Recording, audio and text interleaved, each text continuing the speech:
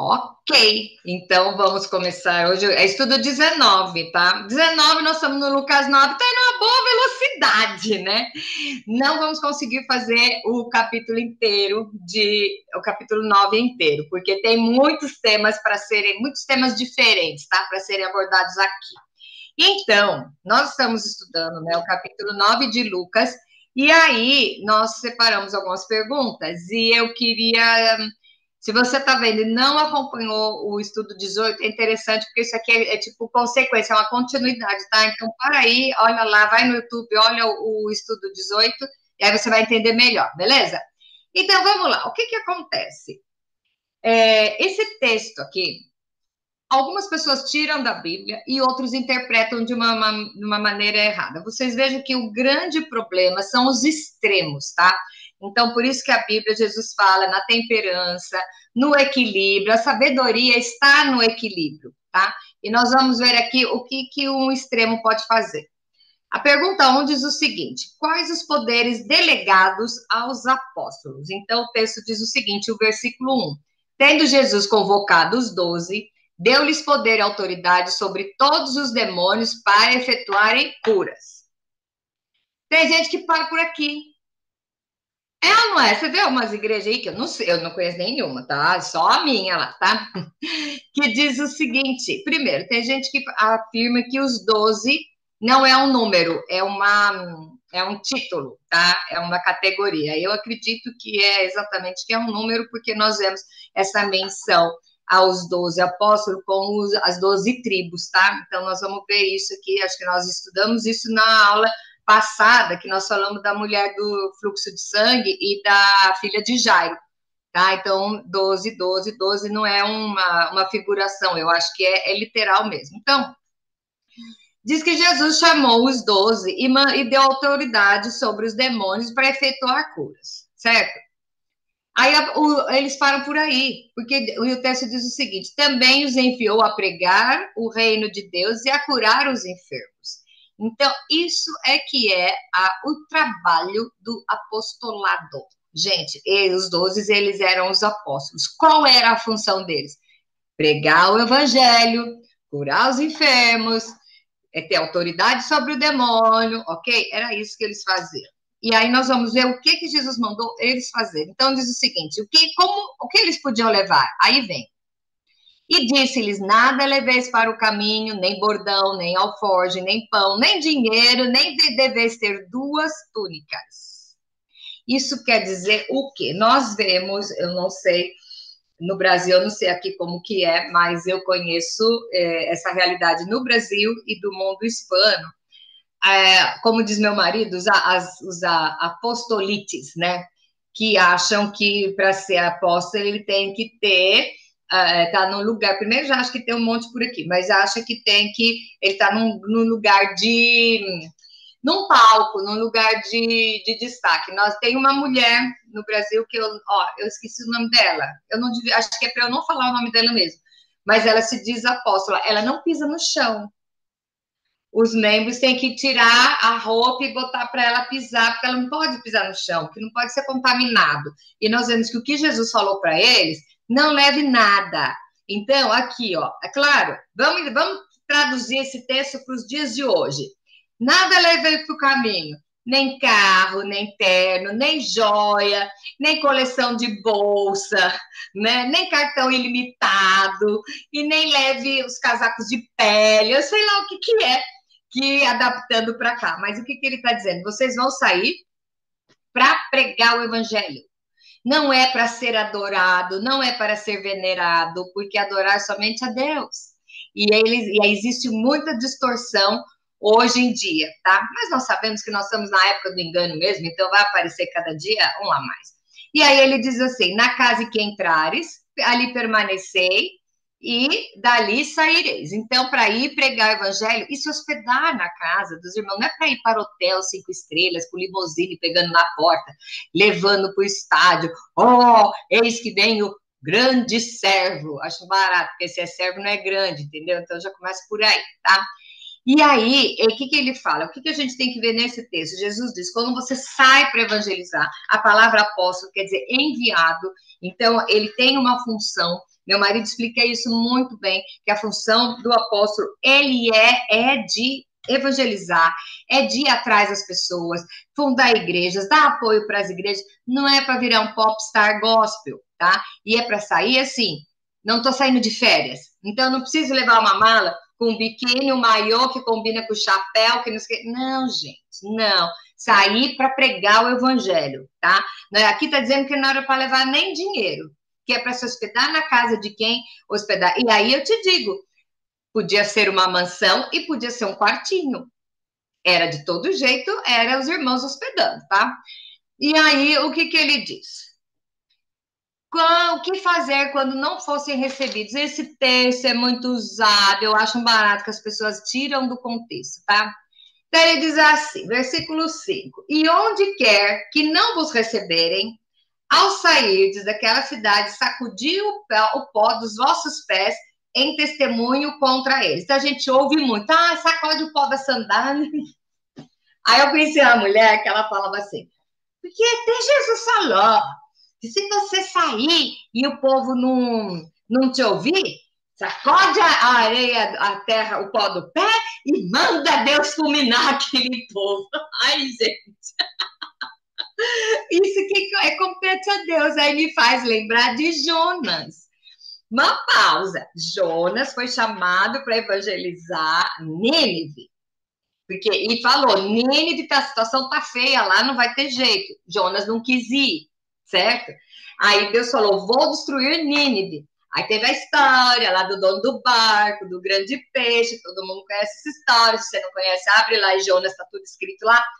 Só que aí Jonas, Deus fez, ele foi vomitado. Ai, gente, a pessoa ser o vômito de Deus? Ai, credo. Bom, mas ele foi vomitado na praia de Nínive, aí não tinha jeito, né? Começou a pregar a palavra do Senhor e subiu no monte para esperar o povo ser fulminado. Olha que coração contrito, que amor ele tinha para as almas. Vai lá e fica lá, e Deus, e diz que a cidade inteira se arrependeu, o rei decretou jejum, todo mundo, aquele negócio, né, do judeu, né, raspa a cabeça, joga cinza, pessoal tudo assim, rasgando as vestes, aquele negócio, e Jonas assim, ué, vai perdoar? Vai perdoar? Você disse que é destruir? E aí eu pergunto, quantos de nós não fazemos isso? Eu vou pregar o evangelho para o Fernandinho Beiramar. Vamos falar outro, vai. Osama Bin Laden se converter. Mas se ele se converter, eu não quero ele no mesmo céu que eu. Você, então o céu vai ter andar, né? Então, na verdade, você não quer que algumas pessoas se convertam para viver eternamente com você. E aqui a gente ouve muito falar de bater o pó das sandálias. E a minha mãe tinha uma conhecida que ela falava assim, tem que fazer mesmo, porque eu, se fosse Deus, eu fulminava o povo, porque eu, se fosse Deus, um dia minha mãe falou para ela assim, você não é Deus, mas se você fosse o capeta, né, porque é só destruindo as pessoas, cadê o amor, né? Então é bem isso aí que a gente vê. Então quando alguém falar isso, lembra do texto, que é sacudir o pó da sandália, quer dizer, não levar nada daquilo, porque uma pessoa, quando ela não te recebe, o que ela faz? Ela te trata mal ou com discriminação e você sai com mágoas. Então, eu entendo esse texto o seguinte, se a cidade não te responde, as pessoas não te receberem de uma maneira, sai e sem levar nada, não leve as mágoas, não leve a sujeira, não leve o pó no seu coração. Não leva, porque você plantou. Alguém vai vir regar e quem dá o crescimento é o Espírito Santo. Tá? E aí o que aconteceu? Aí o versículo 6 diz, e então eles foram, percorriam as aldeias, anunciando o evangelho e efetuando curas por toda parte. Vocês imaginam que eles eram, né, os popstar, porque eles saíram, Jesus tinha dado o poder para eles e eles foram fazer. E começaram a fazer os milagres. E naquela época não tinha celular, entendeu, gente? Não tinha grupo de WhatsApp. Mas a língua corria. Então as pessoas começaram a reconhecer eles e a fama começou a seguir.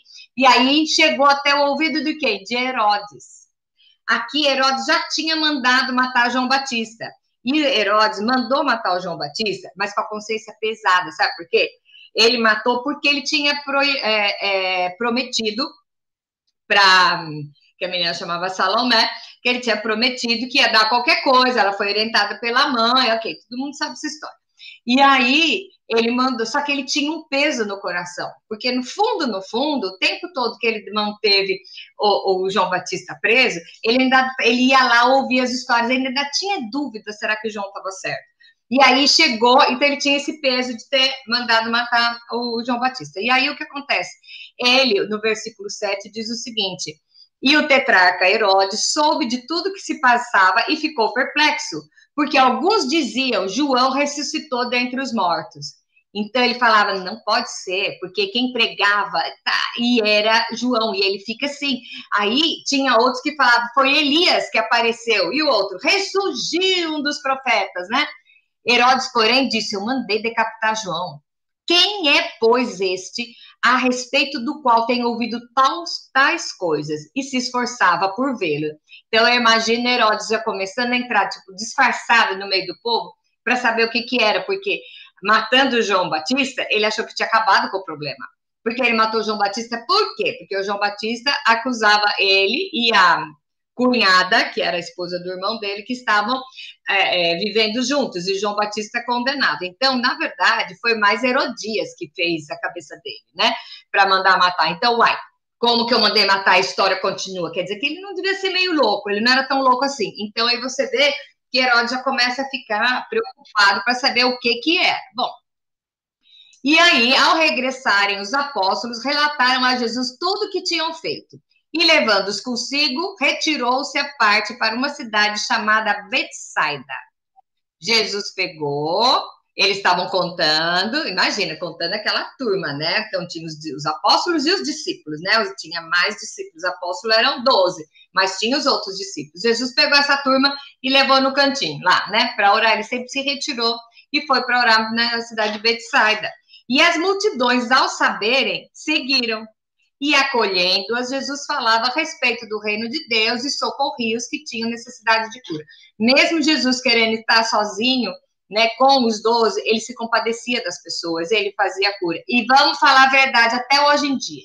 Se você descobre que tem um lugar, que tem um cara que está orando e a pessoa sara, até você vai. É ou não é? A gente vai, gente, claro que vai. Então, a maior fama que pode acontecer no ministério de uma pessoa é fazer uma cura, ressuscitar um morto. Se bem que eu acho que ressuscitar morto é o cúmulo da sacanagem. Já falei para vocês que é uma coisa que complicada, ressuscitar morto. O cara já morreu, o cara já tá lá. Aí você pega e chama de volta, né? Então, bom, pula essa parte. Mas aí o que acontece? Jesus pega e manda juntar todo mundo. E aí nós vamos ver a história dos 5 pães e 2 peixes. Nós já falamos desse evento no Evangelho de Mateus, no Evangelho de Marcos, em João, e agora nós vamos ver aqui no Lucas. O que Lucas disse, tá? Mas o dia começava a declinar, quer dizer, começou a ficar tarde, então se aproximaram os 12 e lhe disseram, despede a multidão, para que indo às aldeias e campos circunvizinhos se hospedem e achem alimento, pois estamos aqui no lugar deserto. Pergunta 7. E ele, porém, lhes disse, dai-lhes vós mesmo de comer. E responderam ele, não temos mais que 5 pães e 2 peixes, salvo se nós mesmos formos comprar comida para todo esse povo. Gente, aqui Jesus estava dando uma lição para os discípulos, ele não estava alimentando o povo. Ele estava dando uma lição, porque os discípulos foram dizer, Jesus estava falando e as pessoas estavam se alimentando da palavra ali. E aí eles resolveram que tinha muita gente que não ia dar conta. E falou, e aí, mestre, vamos pôr para debandar. E nós vemos isso quando algumas igrejas quebram, sabe? Quando tem divisão, vai metade para cada lado. Então, aí as pessoas ficam dispersas. E aí Jesus está falando, dai-vos vós mesmos de comer. Então, o que é que Jesus está falando aqui? Vocês acabaram de sair e pregar o evangelho, ressuscitaram, subjugaram os demônios, né? Fizeram tudo isso. Agora, alimente esse povo, não tem que ser eu, tem que ser vocês. E era uma coisa meio ilógica. Por que era? Na verdade, nós sabemos essa conta. Mulher e criança não era contada. Era 5.000 homens, mais mulheres e crianças. Então, você levando em consideração que cada homem tinha uma esposa e devia ter uns 4, 5 filhos, você imagina essa conta para onde foi. E Jesus falou para eles, vá com o que vocês têm. O que eles tinham na mão naquela época, né? Naquele momento, eles tinham que pegar lá a marmitinha do molequinho, que era 5 pães e 2 peixes, mas vamos falar que o que eles tinham para alimentar? Eles tinham uma porção da palavra, eles acabaram de pregar o evangelho, eles acabaram de fazer curas, e então Jesus está falando, use o que você tem, porque quem multiplica é o Espírito Santo. Então eu vou falar para vocês, e nós vamos ver até o final do texto, o que Jesus está falando para eles é o seguinte, vocês são capazes. Ai, mas tenho pouco, não sei muito. Ah, eu não posso falar do evangelho, porque eu não sei muito, eu não conheço muito. Quem multiplica é o Espírito Santo. Vai e fala o que você tem, o que você sabe. Sabe? Então, é Jesus que está ensinando eles aqui. E aí, fala que eles estavam, né? Aí Jesus falou: manda sentar em grupos de 50. Gente, eu fico imaginando quanta gente era, né? E eles atenderam, acomodaram a todos, tomando 5 pães, os 2 peixes, erguendo os olhos para o céu, os abençoou, partiu e deu aos discípulos para que os distribuíssem entre o povo. E agora vem. Todos comeram e se fartaram, e dos pedaços que ainda sobejaram foram recolhidos 12 cestos. Por que vocês acham que foi 12 cestos que foi o que sobrou? Por quê? Por quê? Por quê? Para cada apóstolo, cada discípulo, levar um cesto e ver. Tá vendo? Ele multiplica. Cada um teve que andar naquele deserto carregando um cesto do que Jesus multiplicou, para saber que o pouco na mão de Deus é muito. Quando Jesus põe a mão numa pequena quantidade, sobra e você sai recheado e pleno disso.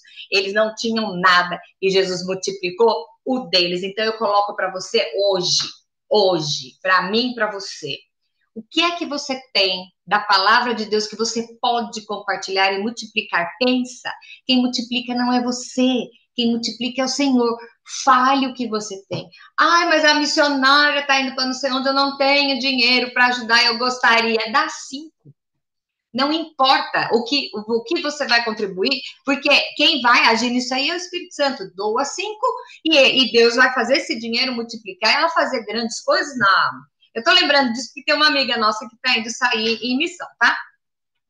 Mas então é bem por aí. Ai, mas eu não sei falar. Não sabe falar? Fala o que Jesus fez por você hoje. Não o que ele fez por você no século XVIII, tá? Ai, lá em 1974, eu tive um encontro com Jesus, ele me falou, chorei tanto. E aí ontem?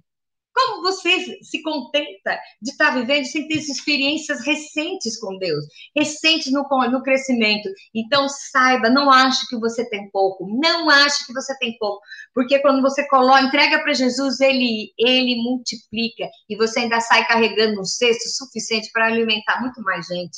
Vocês acham que um cesto cheio de pão e de peixe dava só para eles se alimentarem? Não.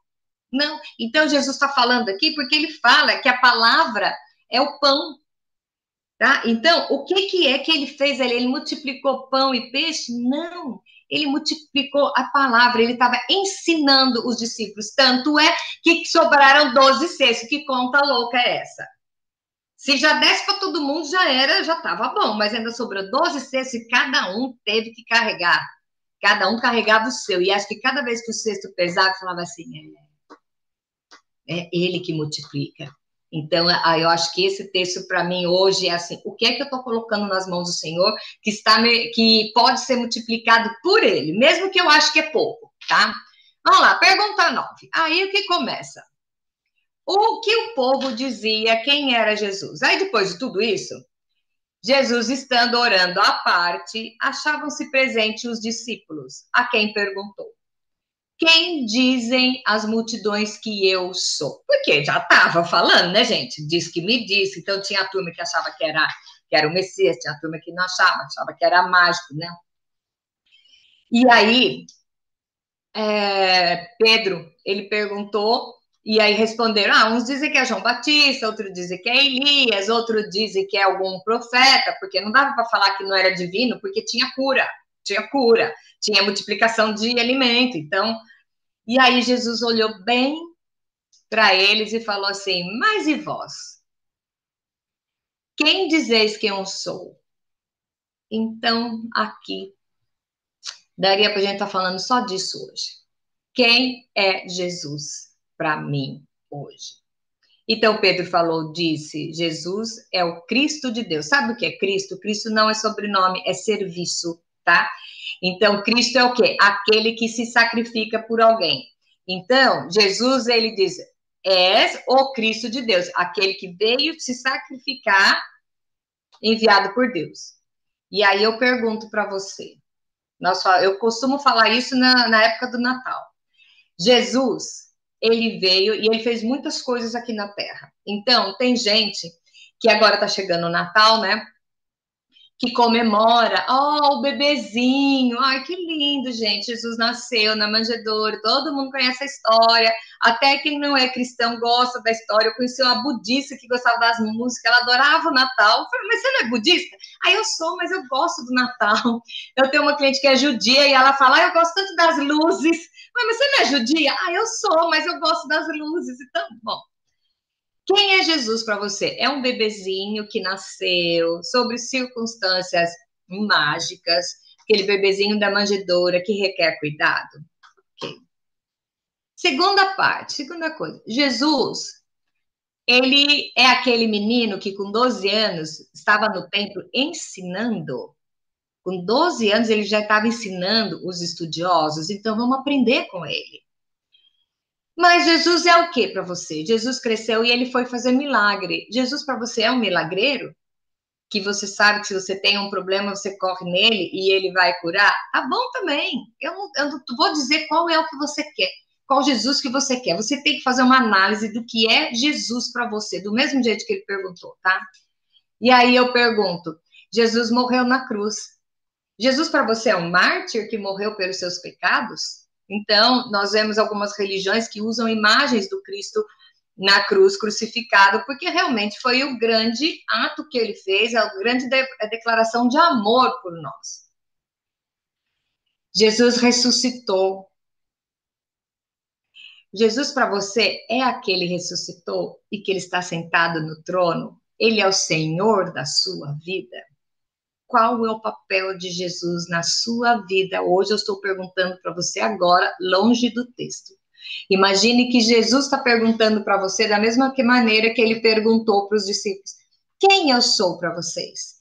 Então nós temos Jesus em várias etapas. Jesus era o milagreiro, Jesus foi o mártir, Jesus era o mestre, Jesus o que morreu. O que Jesus? Jesus ressuscitou, está no céu, ok. Mas ele é o Senhor da sua vida?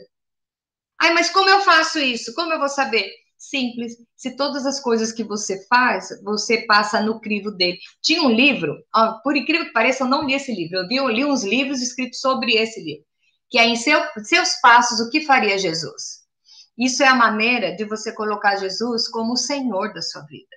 O Senhor, duas palavras que não combinam. Não Senhor, isso não existe.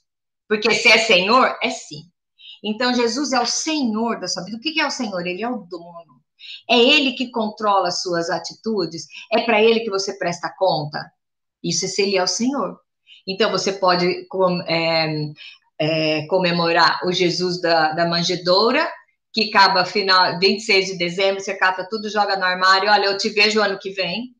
Você pode ser aquele que você vai estudar, aprender dele de vez em quando, porque ele está lá ensinando, ok, não, eu vou aprender do Jesus Mestre, não, do Jesus que faz milagres, eu vou atrás de Jesus que faz milagres, não, eu vou atrás do Jesus que morreu, porque ele realmente morreu pelos meus pecados, não, eu vou atrás de Jesus porque Jesus, ele está sentado no trono, mas ele quer ser o Senhor da sua vida. O Senhor é aquele que está sempre, que Ele está controlando a sua vida. E se você entrega a sua vida para Jesus, para que Ele seja o Senhor, muitas vezes você vai deixar as suas vontades de lado para seguir o que Ele quer. Qual é a vontade dele? E aí é que vem o ponto principal. Eu estou disposta a abandonar o meu eu para seguir a Cristo? Quer ver uma coisa que eu nunca falo nos aniversários? Não falo mais. Ai, parabéns, que Deus satisfaça os desejos do seu coração. Não, sabe por quê? O desejo do seu coração é enganoso. A Bíblia diz que enganoso é o coração. E é muito fácil. Imagine as coisas que você quis há uns anos atrás e que hoje você não quer. Você mudou de ideia, mas Deus sabe o que é. Então a pergunta é: o que ele é? ele é senhor da sua vida? Ou ele é apenas um visitante, ele é um faxineiro, ele é um, sei lá. E Pedro pegou e falou, tu és o Cristo de Deus, tu és o mártir de Deus, é o enviado que vai sacrificar pelos meus pecados. Pedro falou isso. E aí, a pergunta 11 diz o seguinte, ele, porém, advertindo-os, mandou que a ninguém declarasse tal coisa. E aí eu te pergunto, por que Jesus falou para eles não falarem?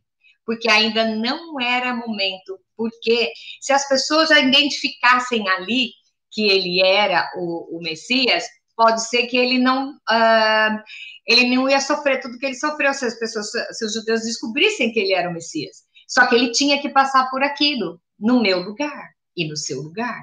E aí, Jesus advertiu que falasse tal coisa, e ele disse, é necessário que o Filho do Homem sofra muitas coisas, seja rejeitado pelos anciãos da igreja, né? Pelos príncipes e pelos principais sacerdotes e pelos escribas, seja morto e ao terceiro dia ressuscite. Se começar a falar que eu sou o Messias, não vai se cumprir o plano perfeito. Porque não existe remissão de pecados sem derramamento de sangue. Certo? Então, Jesus está falando, ele se revelou a alguns, mas ele falou, não fale para ninguém, porque eu tenho que passar por isso. E aí, a pergunta 12 diz o seguinte, qual é a principal atitude de um seguidor de Jesus? E o que você entende por isso? E aí, o versículo 23 diz o seguinte, e dizia a todos, se alguém quer vir após mim, a si mesmo se negue dia a dia e tome a sua cruz e siga-me. O que é negar-se a si mesmo? Ai, Deus sabe que eu sou viciada em Coca-Cola. Mas é assim mesmo, aí tem tanta gente que comete uns pecados, eu sou viciada só em Coca-Cola, eu posso. Ai, porque eu não sei qual que é o seu pecadinho de estimação. Todos nós temos um, tá? E que você começa com, mas Deus, imagina, ele vai me perdoar. No final das contas, eu peço perdão e ele é amor, ele perdoa tudo. Jesus não está falando que ele vai engolir quem você é. Ele está dizendo, negue-se a si mesmo. O que é da nossa vida, o que é da minha vida que eu tenho que negar por amor de Cristo. Vamos lembrar de Paulo, que Paulo falava do espinho na carne, que ele tinha um espinho na carne, que ele pediu para Deus livrar e Deus falou, não, tá? Você vai ficar com ele ainda. Então, o que é que Jesus está falando para mim e para você agora? Quer me seguir? Negue-se a si mesmo. Pegue a sua cruz. Então, se alguém te prometeu o evangelho de que tudo é lindo, tudo é maravilhoso, esquece. Que com Jesus não vai ter problema, esquece. Que Deus é amor, então ele engole todos os seus pecados, esquece. Porque não é nada disso. Ele fala, você quer me seguir? Se negue a si mesmo e pegue a sua cruz, quer dizer, carregue a sua cruz e me siga, tá? Pois quem quiser salvar a sua vida, perdê-la, e quem perder a vida por minha causa, a salvará. O que aproveita o homem ganhar o mundo inteiro se vier a perder-se ou causar dano a si mesmo? Então, eu acho que essa é a pergunta para mim hoje, para eu passar a noite e dormir pensando o que é. Todos nós temos, tá? Não acho que você não tem, todos nós temos. O que acontece é que às vezes nós não temos consciência. E fazer como Davi, que falou, me perdoa dos pecados que eu não tenho consciência, porque tem muitas coisas que você faz errado que você nem sabe o que é. Pergunta para Deus, o que é que ele quer de ti, tirar de você? Você tem coragem para isso? Isso não é para covarde. Covarde senta em cima do rabo, né? Sabe a história do macaco? Senta em cima do rabo e tudo bem. E Jesus está falando aqui, negue-se a si mesmo. O que é da minha vida que eu tenho que sacrificar por amor a Cristo, para seguir a Cristo? Ele sacrificou a vida na glória, ele sacrificou toda a santidade dele, e na hora que ele estava na cruz, que Deus virou o rosto, porque fala que a hora que ele recebeu todos os pecados, Deus virou o rosto, ele se sentiu sozinho. E quando ele vai chorar lá no monte, pedir para Deus passar o cálice dele, é porque ele não queria se afastar do Pai. E por um instante, ele se afastou, porque ele carregou o meu pecado em cima dele. qual é o pecado, qual é o que separa você de Cristo hoje. Ele deve estar pedindo alguma coisa para você hoje, eu tenho certeza. E nunca, não necessariamente é a mesma coisa para mim e para você. Ele vai pedir para mim aquilo que está causando mais dano na minha vida. Ai, mas a minha irmãzinha fuma, azar dela. Deus deve estar tratando outras coisas com ela do que o cigarro. Eu não tenho que tacar o dedão na cara dela se eu estou preocupada em limpar a minha vida. Então, o que é que Jesus está falando para você hoje? O que é que você tem que negar a si mesmo e carregar a cruz? Porque se você tentar poupar a sua vida, ganhar o mundo inteiro, você vai perder. É muito interessante isso, muito interessante. Aí a pergunta 13, o que você entende no verso 26? Eu vou falar o verso, não tem resposta pronta, porque diz o seguinte: porque qualquer de mim e das minhas palavras se envergonhar, dele se envergonhará o Filho do Homem quando vier na sua glória e na do Pai e dos santos anjos. Hoje, Jesus é o nosso advogado, tá? Mas ele vai vir como juiz. E na hora de nos apresentar, tá? Olha só. Na hora lá do grande tribunal, que tem gente que diz que não existe, né? Mas a Bíblia diz que tem. Então, o que acontece? Quando chegar a nossa vez, Deus vai olhar e ele vai ver o que em você? Ele vai ver você coberto pelo sangue do filho dele, porque o filho dele vai falar, olha, esse aqui não merece, mas o meu sangue está em cima dele. E Deus, ao ver o sangue do filho dele em cima de você, você vai ser aprovado. Ou ele não vai ver. Ele vai olhar e vai ver uma pessoa dando as desculpinhas dos seus próprios erros e da vida que levou. Gente, isso é muito sério. E eu não estou falando para aquele pessoal que vende droga lá no morro, não. Estou falando para mim e para você, porque existem coisas que as pessoas não percebem, mas que estão nos separando de Deus. Coisas do nosso dia a dia. O que será que eu preciso mudar hoje? Gente, vamos ter a coragem. Ora, deita no travesseiro e fala, Senhor, me mostra aquilo que eu não sei. Porque tem gente que sabe, mas tem gente que já nem sabe o que é que está desagradando a Deus. Tenha coragem. E eu vou falar para vocês, eu já tive uma experiência assim. E eu vou falar para vocês, é libertador. Um dia eu entrei nessa e eu comecei a orar, pedir para Deus, me perdoa dos pecados que me são ocultos. Eu não sabia o que era. E aí eu fui na casa de um casal, e eu tô conversando lá com o marido dela, da moça, e a moça tava na rede, assim, do lado, ouvindo a nossa conversa. Aí ela olha e fala assim pra mim, ô, Kátia, você sabia que o fulano tá magoado com você? Eu, não. Ele tá? Tá. Vai lá falar com ele. Cheguei no salão, catei o telefone e liguei, ô, cidadão, você... Eu tava assim, na casa dos dois, às vezes, e ela me disse que acha que você tem uma mágoa comigo. Ele falou, eu tenho mesmo. Eu falei, então vamos conversar. Aí ele falou, tô indo aí. Chegou no salão, fechou. Eu tinha a sensação que era o profeta Natan falando para mim o que eu tinha feito. E eu nem sabia. E foi um mal entendido, um grande mal entendido. Ele tinha muita mágoa de mim. Mas eu chorava, gente. Eu chorava, porque por dois motivos. De vergonha do cara tá pensando que eu sabotei o ministério dele. E alegria, porque eu orei e Deus me mostrou aquilo, que tinha um irmãozinho meu, que ele era inclusive o pastor da igreja, e ele estava magoado comigo. Então eu me senti importante, quer dizer que doeu em mim? Doeu, mas o que aconteceu? Eu vi que tem jeito, tem resposta. Então eu falo para você hoje, eu vou fazer hoje de novo. Deus, me mostra se eu tenho algum pecado que eu não tenho consciência, se tem alguma coisa que está me afastando de ti. Porque aquele que se envergonhar, ele diz que ele vai se envergonhar lá na hora do juízo final. E é ele que é o nosso único advogado.